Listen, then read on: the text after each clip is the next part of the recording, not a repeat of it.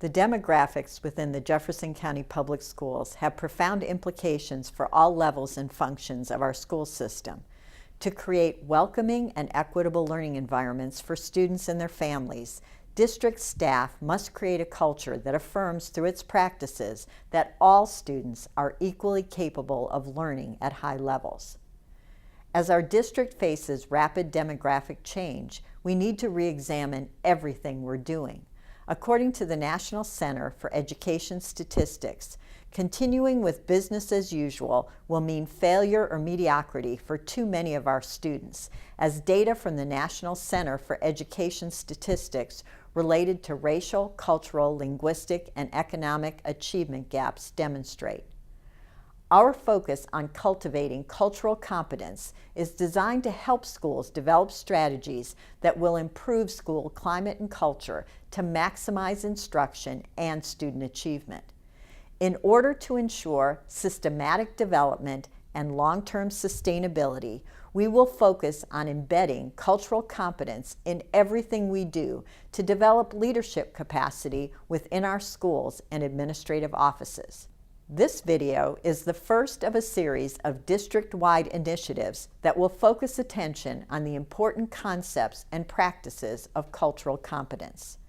As Dr. James A. Banks, professor in the College of Education at the University of Washington, Seattle, argues, adults in schools need to acquire new skills, knowledge, and attitudes that will enable them to effectively relate and educate all students in multicultural and multiracial settings.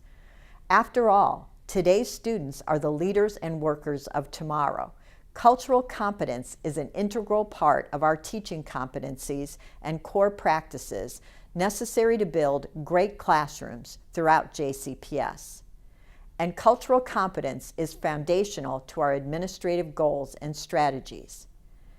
In Dr. Gary Orfield's proposal on the district student assignment plan, he suggests tying staff development strongly to enhancing the academic gains within diverse schools. Desegregation, properly done, is a powerful educational reform. He also recommends that the potential academic benefits can be enhanced by giving teachers and principals the opportunities to master research-based techniques and build productive interpersonal relationships across student subgroups. However, my hope is that each of you will discover more ways to connect the core curriculum to what is important and unique about your students' worlds and life experiences.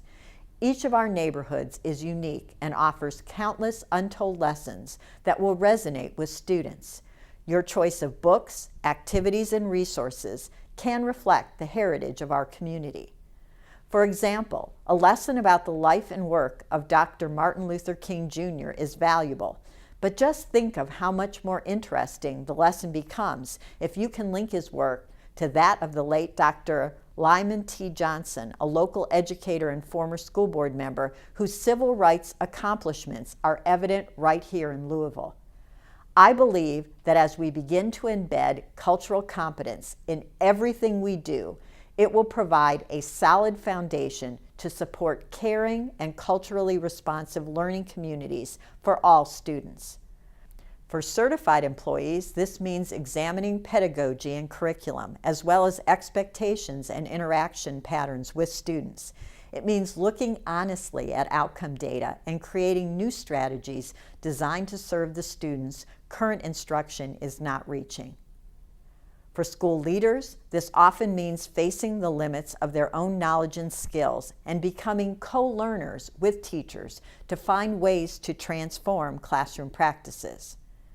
For classified employees, this means to acknowledge their powerful role in setting a welcoming tone and creating an inclusive climate for students, parents, and colleagues in school offices, lunchrooms, hallways, and on the playground. For bus drivers, this work means gaining cultural competence skills for managing their immense safety responsibilities while communicating clearly and compassionately across many languages and cultures on their buses. This work will require a crucial paradigm shift in which teachers and other school professionals stop blaming students and their families for gaps in academic achievement. Instead of pointing fingers, I want all JCPS staff to place their energies where they will have the most impact, in changing their own attitudes, beliefs, expectations, and practices. I want all JCPS staff to be committed to ensuring an equitable and respectful educational experience for every student. I want us to close the academic gaps by transforming the way we carry out instruction.